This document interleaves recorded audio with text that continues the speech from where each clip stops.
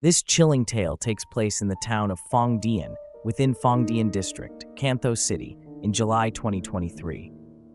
In life, we can never truly anticipate the unexpected events that may unfold.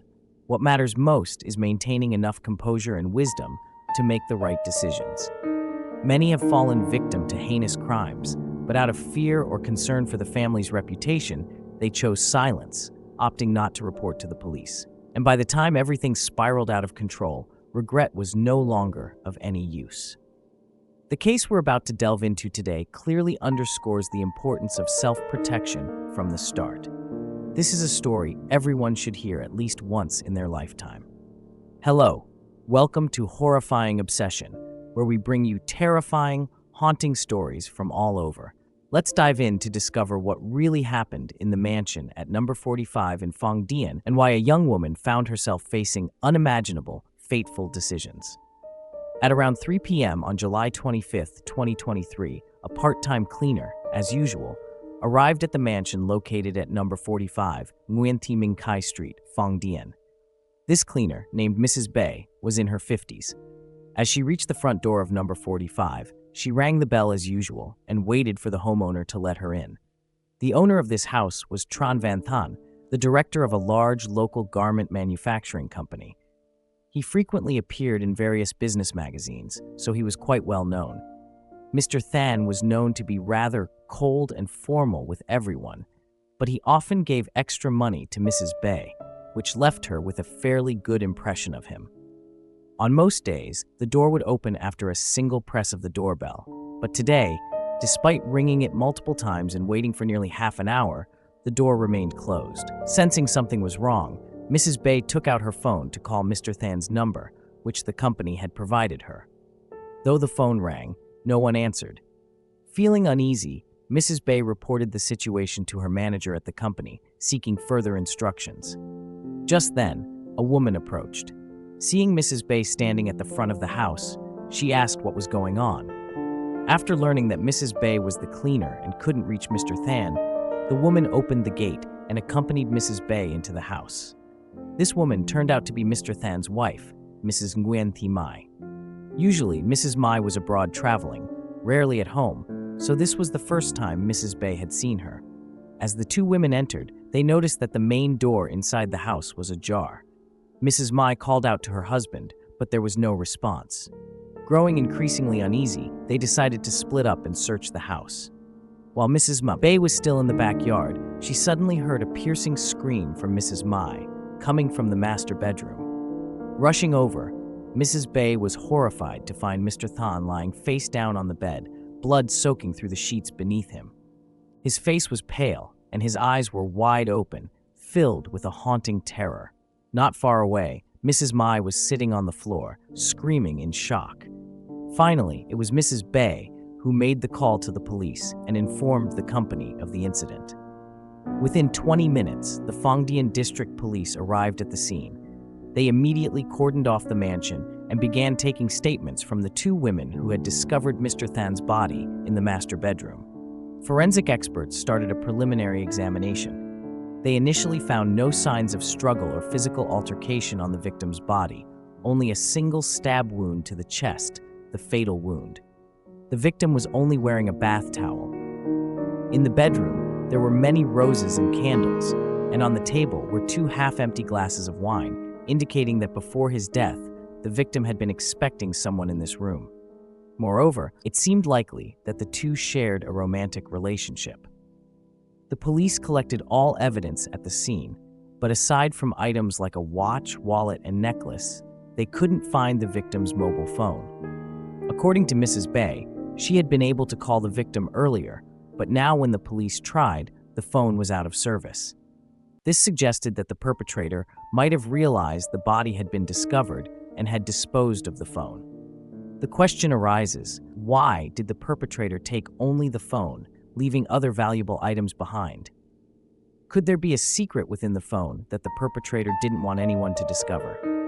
The police continued their search within the room. When they opened the desk drawer, they found a laptop. However, it was password protected, and besides the victim, no one, including his wife, Mrs. Mai, knew the password. They also found a desktop computer that had been smashed. Restoring its data would take a considerable amount of time. After moving the body to the forensic department, they conducted a more detailed examination. After 3 hours, they released their preliminary findings. The victim was a 47-year-old male who had been in good health before being killed, with no underlying medical conditions. The time of death was estimated to be between 10 p.m. on July 24th and 12 a.m. on July 25th, 2023. The cause of death was due to multiple organ trauma, with a torn bronchus leading to respiratory failure. Additionally, the wound had ruptured the aorta, causing uncontrollable bleeding. The wound was inflicted by a sharp object approximately 30 centimeters long, 6 millimeters thick, with an oval-shaped tip like a dagger. The wine glasses at the scene contained traces of a strong sedative. However, the sedative was only found in the left glass, while the right glass and the wine bottle were clean. After testing the victim's blood and examining the contents of his stomach, they found the same sedative, indicating that the victim had been drugged before being murdered. From this, the police theorized that the perpetrator could be a woman of smaller stature than the victim, necessitating the use of a sedative to carry out the crime. This also aligned with their earlier suspicion that the perpetrator likely had a romantic relationship with the victim, which made the victim lower his guard. The police then took Mrs. Mai's statement. Despite witnessing her husband's lifeless body, she didn't appear overly distraught at the scene. It seemed that her inability to call the police was more due to fear than grief. When the police visited her home, she was organizing her husband's funeral. As the couple had no children, Mrs. Mai handled all the arrangements herself.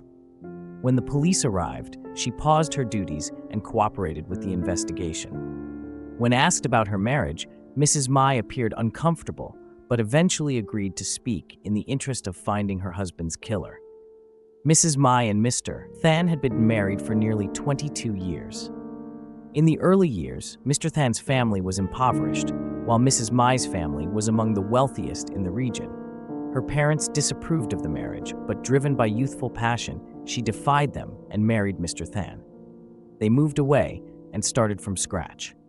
Though Mr. Than came from a poor background, he was very intelligent and quickly built a successful garment manufacturing company with a strong reputation in the business world. Mrs. Mai's parents eventually saw Mr. Than in a different light, and her father even lent him a large sum to invest. With the capital from his in-laws, Mr. Than rapidly expanded the company and became a successful businessman. Throughout Mr. Than's career, Mrs. Mai was his biggest supporter, helping him build relationships and serving as a bridge between him and her parents. During this time, Mr. Than was very loving towards Mrs. Mai, spending most of his time outside work with her. However, despite being married for over 10 years, they had no children. Mrs. Mai, who loved children dearly, went to the hospital on her own to get checked, despite Mr. Than insisting it wasn't necessary. When the results came back, she was devastated to learn she was infertile. Although Mr. Than knew, he didn't show any disappointment and instead showered her with even more affection, assuring her that children weren't important and they could always adopt if need be. But to her surprise, just over 3 months later, Mrs. Mai discovered her husband was having an affair. She saw him with her own eyes, holding hands and laughing with another woman. Mr. Than had even bought a separate house, the mansion at number 45 on Nguyen Thi Minh Khai Street, where the crime occurred, to spend time with his mistress. Mrs. Mai confronted him, and during a heated argument, Mr. Than finally revealed his true nature. He admitted he wanted a child, which was why he sought another woman, and that he was tired of Mrs. Mai, only keeping her around for her usefulness. The argument nearly led to a divorce, but the company was on the brink of launching a major project, and any news of marital discord could be disastrous. In the end, Mrs. Mai decided against divorce, but never forgave Mr. Than, instead choosing to quietly plan her own course of action. Outwardly, they maintained the appearance of a happy couple, but privately, their relationship was purely transactional. Mrs. Mai admitted that in the years since, she had ceased caring about her husband's extramarital affairs and focused on enjoying her own life. So, when forensic experts suggested Mr. Than had a mistress, it didn't surprise her. As for why Mrs. Mai was at the mansion the previous afternoon, she explained that 3 days prior, Mr. Than had asked her to come over to discuss an upcoming event requiring their joint appearance. Mrs. Mai provided no further information and claimed she had no knowledge of the identity of Mr. Than's secret lover. After verifying her statement, it was confirmed that Mrs. Mai had indeed returned from Singapore in the early morning of July 25th, leaving her with no time to commit the crime. On the other hand, because the mansion at number 45 was located in a high-security, private neighborhood, there were no surveillance cameras near the crime scene. The distance between the mansions was considerable, so when the police questioned the residents, none of them had seen or heard anything unusual. The security guard of the neighborhood, named Min, also provided a statement. According to him, the area had 20 mansions, with number 45 being the most luxurious, making Mr. Than quite memorable. Mr. Than, a well-known businessman, was always well-dressed and polite, usually visiting the mansion only on weekends. Besides him and his wife, 2 women held key cards to access the mansion. One looked like an assistant, while the other was always elegantly dressed and very beautiful. On one occasion, the key card of the beautiful woman malfunctioned, preventing her from entering. Min helped her and learned her name was Lathan. As for the assistant, Min never spoke with her and didn't know her name, but he recalled she was about 1.65 meters tall and wore black glasses. The police asked if he remembered who visited Mr. Than's mansion on the day of the murder. Min recalled that both women had come, but he couldn't remember who left first or last. The police split into 2 teams to continue the investigation. One team went to Mr. Than's garment company to find the assistant matching Min's description, while the other team began tracking down the woman named Lathan. The police quickly reached Mr. Than's company and were greeted by a young woman named Thu Ha, who identified herself as Mr. Than's personal assistant. She mentioned that since Mr. Than's death, she had taken on all his work and was very busy, asking the police to take her statement quickly so she could get back to her duties. The police noted that Thu Ha didn't match Min's description. She was about 1.7 meters tall and didn't wear glasses. When asked about Mr. Than's relationships, she revealed that Mr. Than had 2 personal assistants, herself and another woman named Thuy Linh, who had abruptly resigned a month ago and hadn't been seen since. This had left all the work to Thu Ha, which she found very frustrating.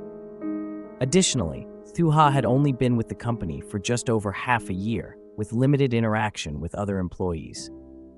Before Thuy Ling's departure, she was the one who accompanied Mr. Than on business trips, while Thu Ha stayed behind to handle internal matters. Thus, she didn't know much about Mr. Than's personal preferences or habits, only that he was very reserved and often harsh if the work didn't meet his standards. However, when done well, the rewards could be as much as 5 to 6 months' salary. The police asked Thu Ha for information on Thuy Linh, and she provided a photo and a phone number. The photo depicted a beautiful young woman around 25 years old, wearing black glasses, and with a height matching Min's description. The police deduced that the woman Min had mentioned was likely Thuy Linh, so they immediately tried to contact her. However, the phone number Thu Ha provided was no longer in service. With no other option, the police decided to go directly to Thuy Ling's residence to investigate. According to the information she had provided when working at Mr. Than's company, Thuy Linh lived in a rental house in Phong Dien. When the police arrived, the landlord said she hadn't seen Thuy Linh since the night of the 24th, but that wasn't unusual, as Thuy Linh often went on business trips. It was only when the police questioned her that she mentioned Thuy Linh had recently been acting strangely. The police asked for more details, and the landlord recounted. Just over 2 months ago, around May 15th to 17th, Thuy Linh went on a business trip. Something seemed to have happened during that trip, as Thuy Linh's mental state became increasingly unstable afterward. The landlord had often seen her harming herself, hitting her head, stomach, or even slapping her own face, sometimes to the point of drawing blood without stopping. Neighbors had tried to intervene and inquire about her well-being, but this only made Thuy Linh more agitated. On one occasion, she tearfully confessed that she wanted to kill someone. At the time, everyone thought she was just saying those things out of mental distress, so they didn't think much of it. Thuy Linh had a mother over 60 years old and a younger brother in high school back in their hometown. Because her mother was ill and her brother needed money for school, Thuy Linh worked very hard. Most of her monthly salary went to medical bills and hiring a caregiver for her mother. This was why, despite having a high salary, she lived in an old, run-down rental house. The landlord also mentioned that Thuy Linh was an intelligent, well-mannered girl who often helped her neighbors, making her well-liked in the area. However, no one knew why her mental state had deteriorated. The police asked to search Thuy Linh's room. The landlord, who had a spare key, quickly unlocked the door for them. Inside, the room was sparsely decorated. In the trash bin next to the bed, the police found a torn-up letter that Thuy Linh had written earlier. Most of it had been crumpled or shredded. The police collected all the pieces to try to reconstruct the letter, hoping to find clues as to why she wanted to end her life. They also found a savings book in the wardrobe, opened exactly 2 months ago, coinciding with the time Thuy Linh began acting strangely. Further investigation into her bank account revealed that over the past 2 months, a foreign account had been regularly transferring 10 million VND to Thuy Linh each week. Additionally, they discovered a medical report stating that Thuy Linh was 2 months pregnant.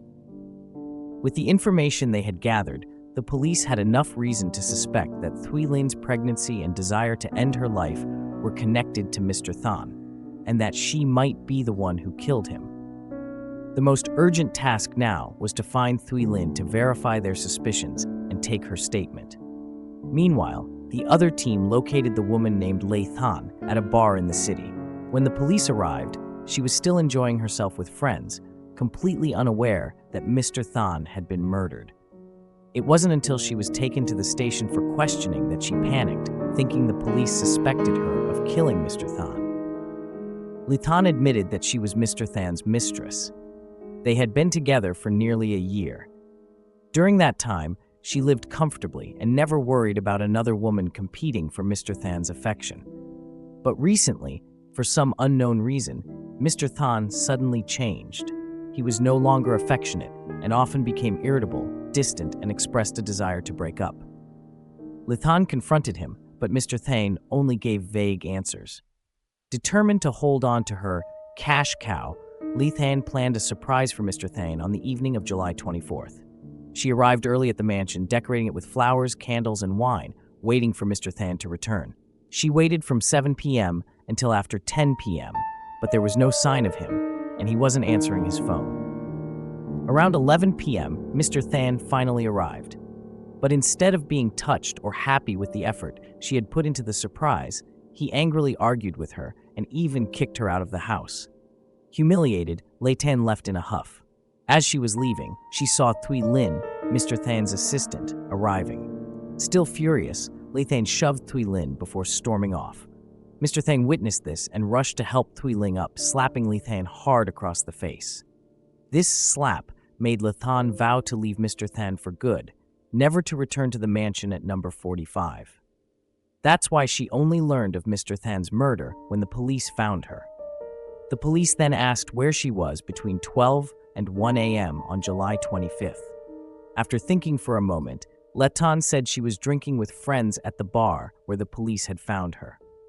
The police immediately verified her alibi, which was confirmed by numerous witnesses at the bar, who also noted the swelling on the left side of her face from Mr. Than's slap. For now, Lê Thanh was ruled out as a suspect. This left Thuy Linh as the last person with a motive and opportunity to commit the crime. The police launched an all-out search. Finally, after a day of surveillance at the hospital where Thuy Linh's mother was being treated, they caught her sneaking in to visit her mother. Thuy Linh was immediately taken to the police station for questioning. During the ride, she remained silent, staring out the window. It wasn't until she was brought into the interrogation room that Thuy Linh broke down in tears and confessed to everything. Thuy Linh was born into a poor rural family. Her father died early, leaving only her mother to work and support both her and her younger brother. Her mother took on multiple jobs, but tragedy struck when she suffered a stroke while working a night shift, leaving her paralyzed. The already impoverished family plunged even deeper into hardship. At that time, Thuy Linh had just finished high school. Determined to earn money for her mother's medical treatment, she considered dropping out. Fortunately, her homeroom teacher learned of her situation and organized a fund, with contributions from teachers and classmates, allowing Thuy Linh to continue her education, her brother to stay in school, and her mother to receive the necessary care. Although her mother was completely paralyzed and bedridden, she could still understand everything going on around her.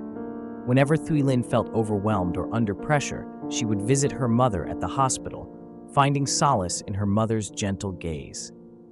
Thuy Linh's younger brother, a responsible and understanding child, also worked part-time to help support the family. The three of them lived in this way, relying on each other until Thuy Linh graduated from university and found a job. However, her mother's condition continued to deteriorate, with several organs failing. Keeping her alive required a significant amount of money, which was why Thuy Linh accepted the position as Mr. Than's assistant, despite the modest pay, and lived frugally in an old rental house. Initially, working with Mr. Thang was comfortable.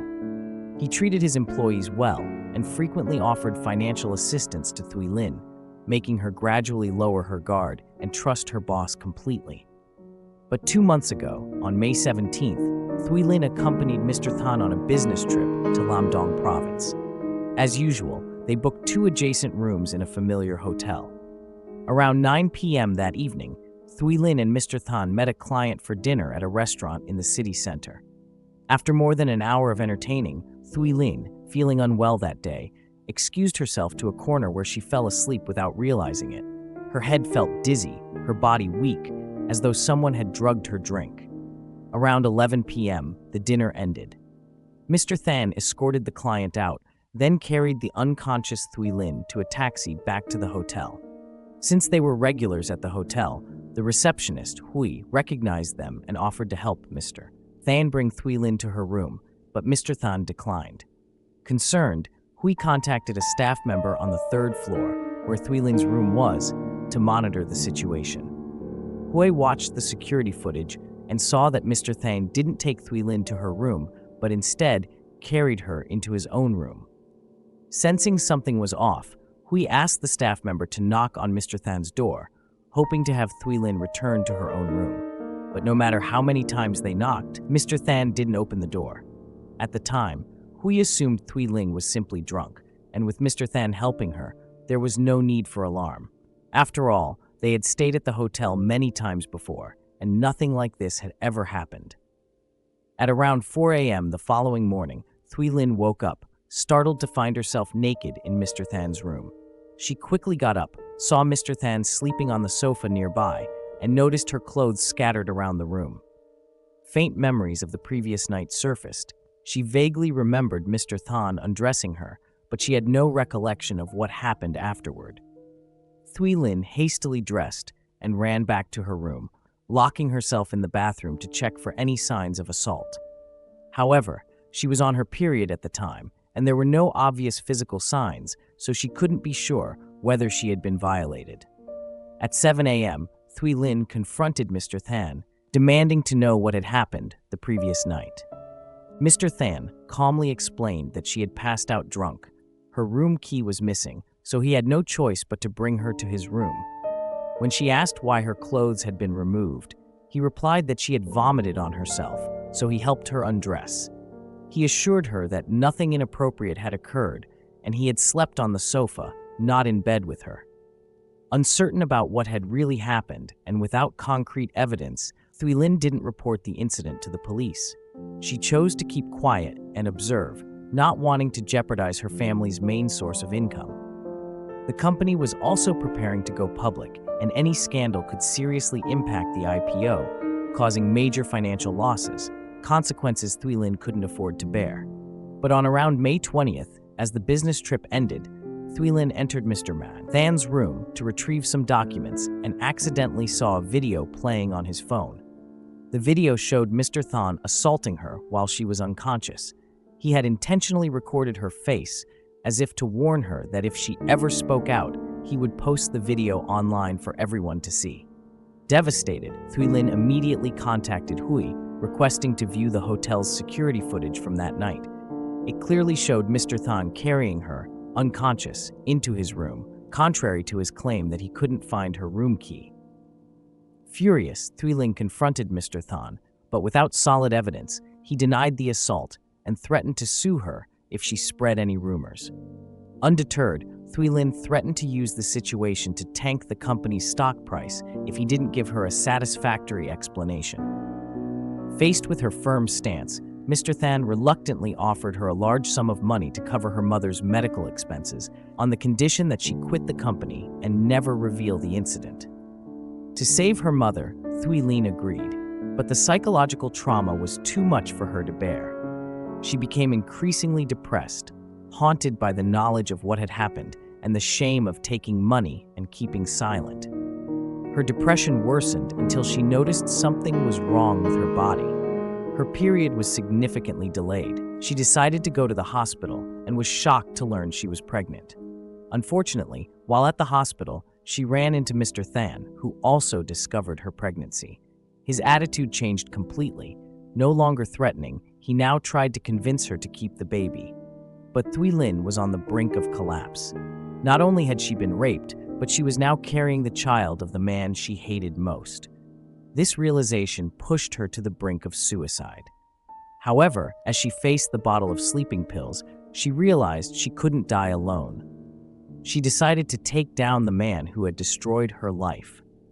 She also needed to destroy the video Mr. Thanh had recorded to prevent it from surfacing after her death, which would bring shame to her mother and brother. Determined, Thuy Linh prepared a dagger and ground the sleeping pills into a fine powder. She went to Mr. Than's house. Believing she had been swayed by his offers and had decided to keep the baby, Mr. Thanh welcomed her in. While he was showering, she mixed the sedative into his wine. Once he drank it and began losing consciousness, she stabbed him to death.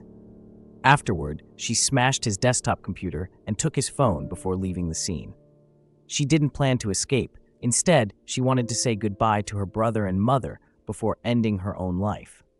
However, she was captured by the police while visiting her mother at the hospital. After hearing her full confession, the police quickly verified her story. They found the video she mentioned on the laptop at Mr. Than's house.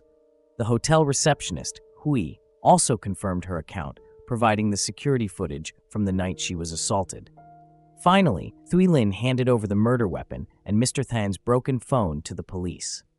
The case was finally closed. Thuy Linh was charged with murder. Due to her pregnancy and unstable mental state, she was sentenced to life in prison without parole. She was sent to a special prison for pregnant women where she would stay until she gave birth. After that, she would be transferred to a regular prison and her child would be placed in a state-run welfare home. At the trial, Thuy Linh's younger brother was present, heartbroken as he watched his sister being led away in handcuffs. Everyone who knew Thuy Linh felt deep sympathy for her tragic fate. She had endured the nightmare of rape and the helplessness of facing her own shattered life. This trauma had transformed her from a kind, joyful girl into a cold-blooded killer. This case is a stark reminder of the cruelty of fate and how far people can be pushed when they are cornered. What do you think of Thuy Linh's fate? If you were in her shoes, what would you have done? Let this story serve as a reminder to protect yourself and prevent such tragedies from repeating. Thank you for watching. Don't forget to subscribe to Horrifying Obsession to stay tuned for more terrifying stories. See you in the next video.